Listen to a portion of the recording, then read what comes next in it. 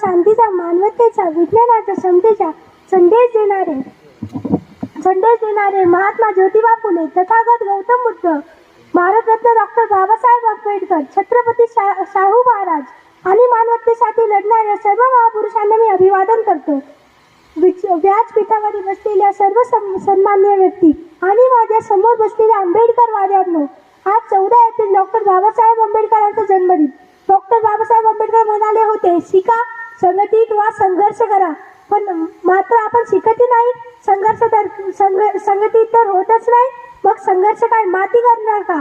पण आपण संघर्ष केला पाहिजे, कारण आपण त्या मार्गाचे बछडे आहोत.